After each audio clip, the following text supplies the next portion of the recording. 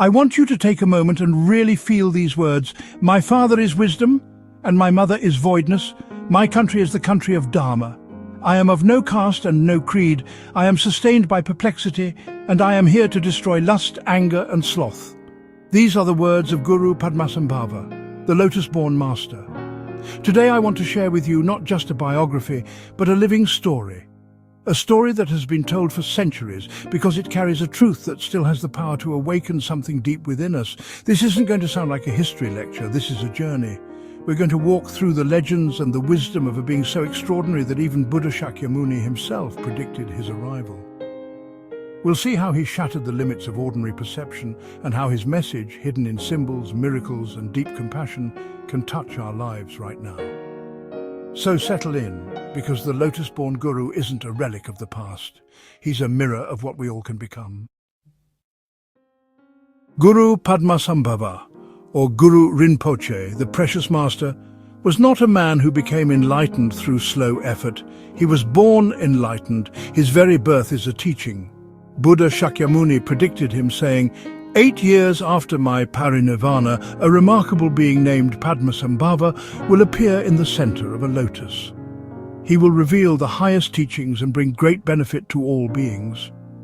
In 19 Sutras and Tantras, this prophecy appears.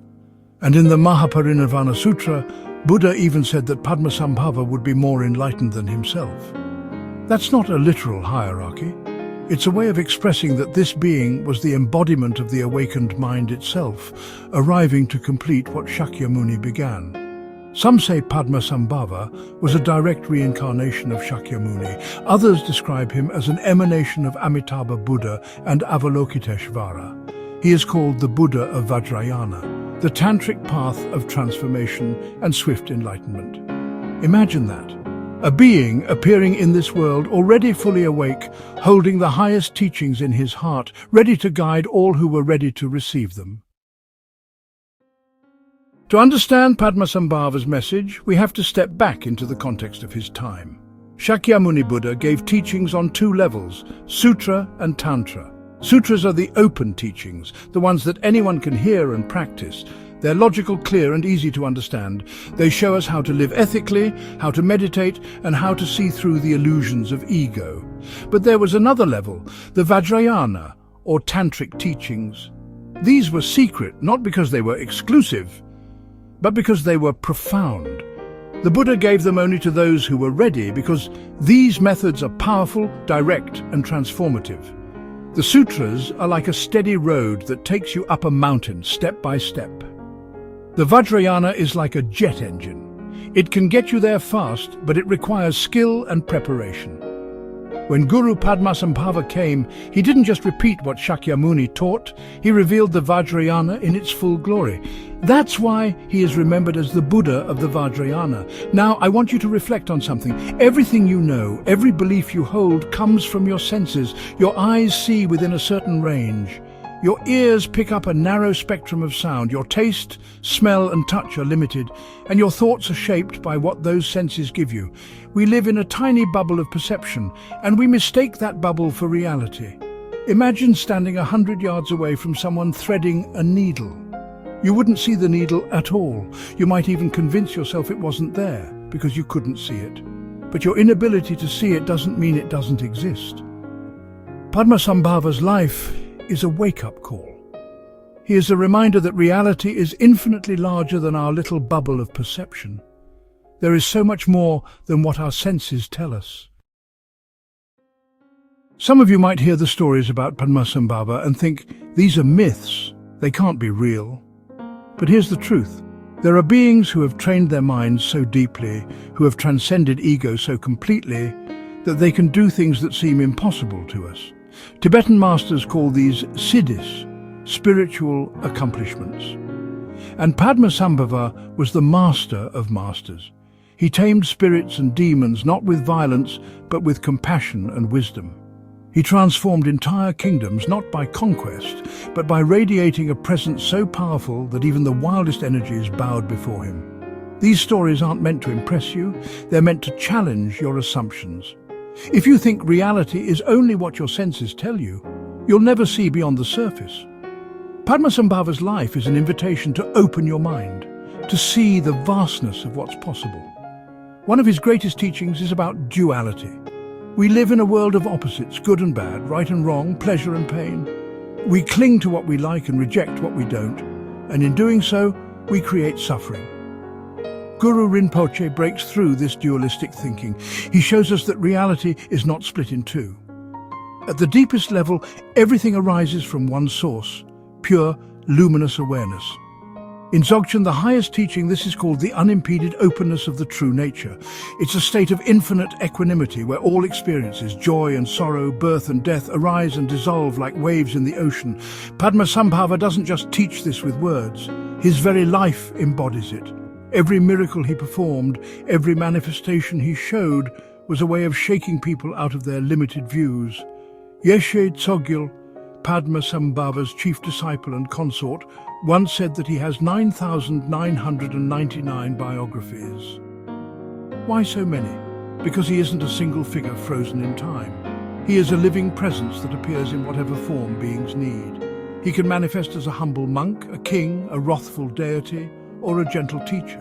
He can appear in a dream, a vision, or even as a stranger on the street. To understand him is to see beyond form, to recognize the wisdom that pervades all appearances. In Buddhism, we talk about three bodies of enlightenment. Guru Rinpoche embodies all three. As Dharmakaya, he is Samantabhadra, the primordial Buddha, the ultimate nature of reality itself, beyond form or concept. As Sambhogakaya, he appears in a radiant divine form, surrounded by dakinis and bodhisattvas, to teach those with high realization.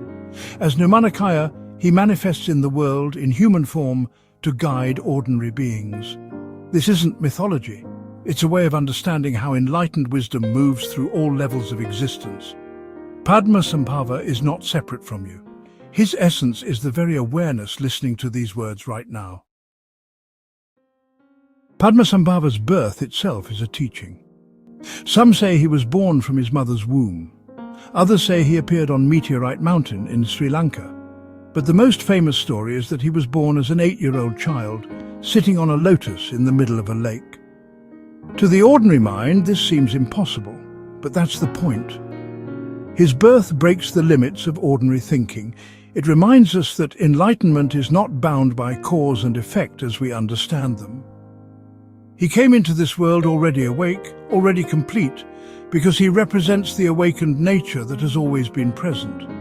Buddha Shakyamuni taught that there are infinite worlds filled with infinite beings, and for each realm there are enlightened beings working tirelessly to guide them. In one world to the east of ours, beings were so strong and wealthy that they didn't even understand what poverty was. It was only when Padmasambhava appeared there that they learned about generosity, the joy of giving and receiving. Even in a world without suffering, there are lessons to be learned. This is the vastness of Guru Rinpoche's activity. He doesn't just help humans. His compassion reaches across all realms of existence.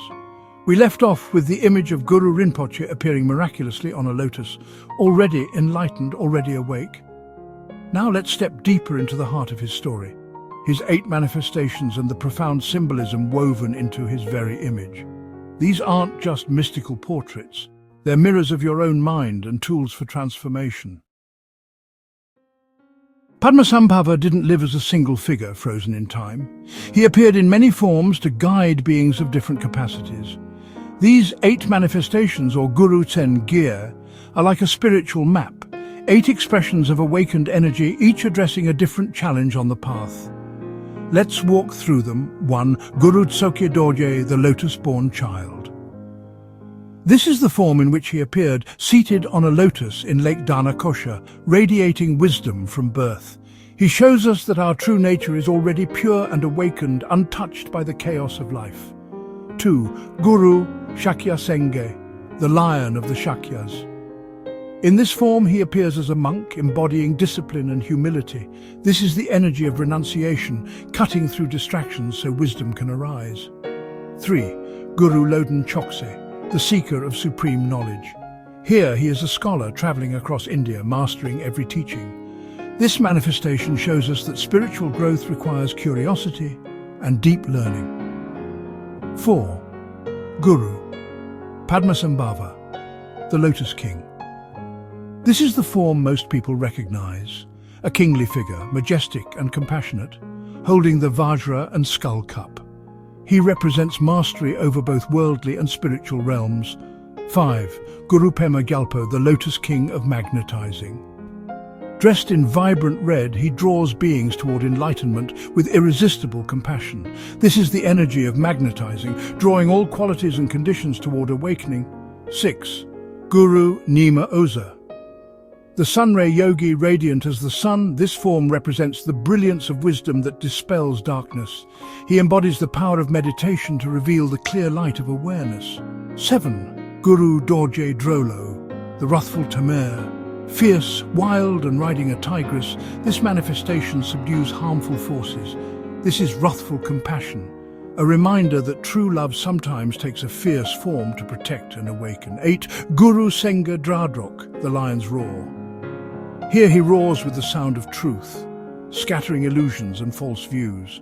This is the courage to speak wisdom fearlessly, even when it challenges the world. Each manifestation is not just a story, it's a reflection of energies within you. The child, the scholar, the yogi, the king, the wrathful protector. These are aspects of your own awakening, waiting to be called forth. Now let's pause and picture Guru Padmasambhava as he's often shown in temples and thankas. Every detail is a teaching. He wears a lotus hat with 3 points, symbolizing the 3 bodies of enlightenment: Dharmakaya, Sambhogakaya, Nirmanakaya. The sun and moon discs on his hat show the union of wisdom and compassion. In his right hand, he holds a Vajra, the diamond scepter, symbolizing unshakable awareness. In his left hand, a skull cup filled with the nectar of immortality, resting at his heart. Tucked in the crook of his arm is a Khatvanga, a tantric staff topped with 3 heads, representing the transformation of ignorance, desire and anger into wisdom. His robes blend the colors of a monk, a tantric yogi and a king, showing that he transcends all roles. He sits in royal ease, one leg drawn in meditation, the other extended, ready to act. Even the colors in his image carry meaning. White for purity. Red for magnetizing compassion. Blue for wrathful wisdom. Yellow for enriching blessings.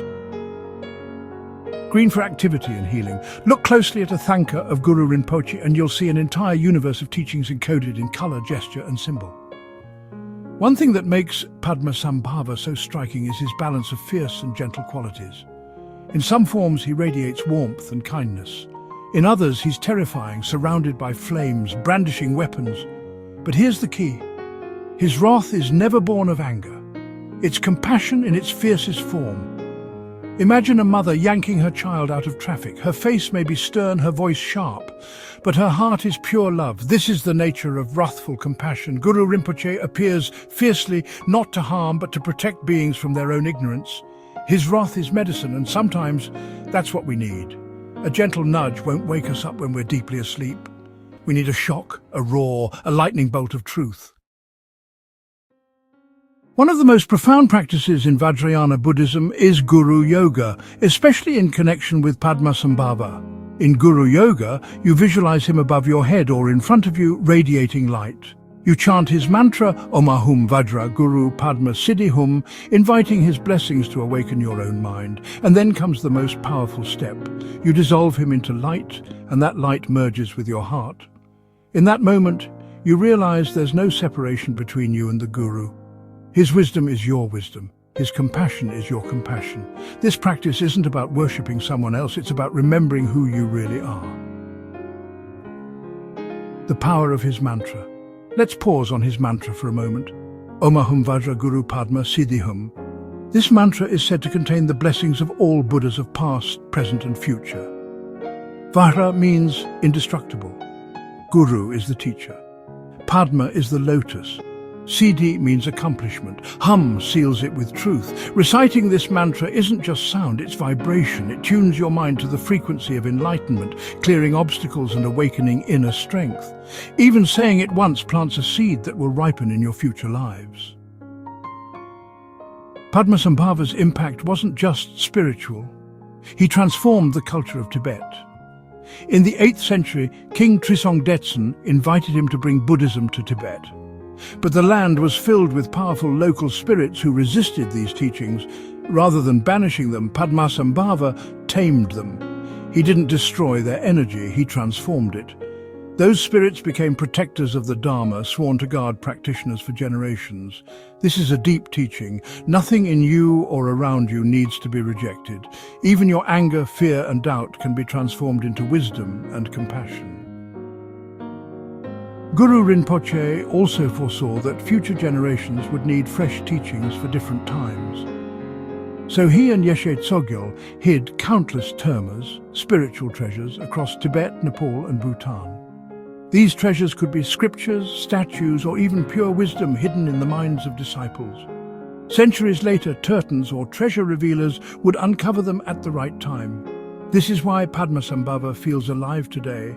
His teachings are not frozen in history, they continue to unfold as new treasures are revealed, guiding people in the exact way they need for their era.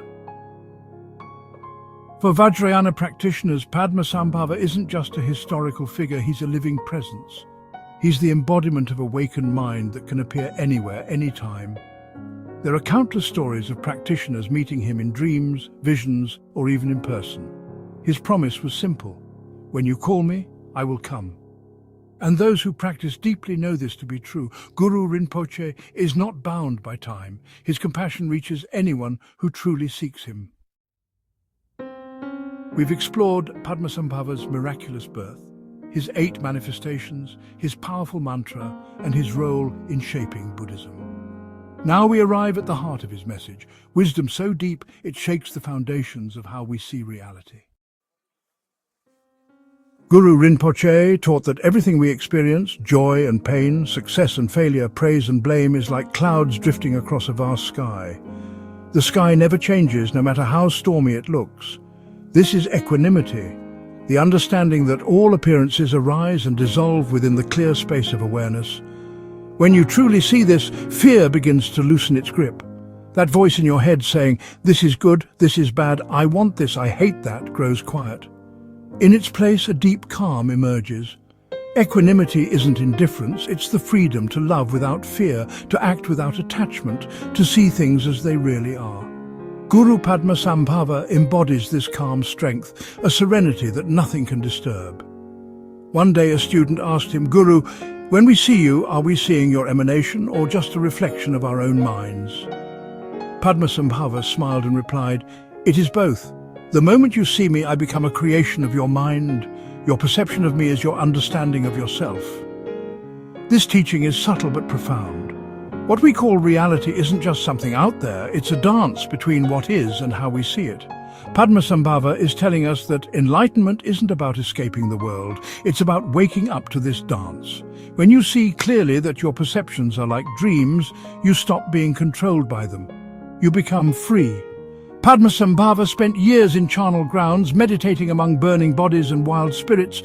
To most of us this sounds terrifying, but he went there for a reason: to face fear at its root. He knew that demons aren't just external forces, they're reflections of our own minds.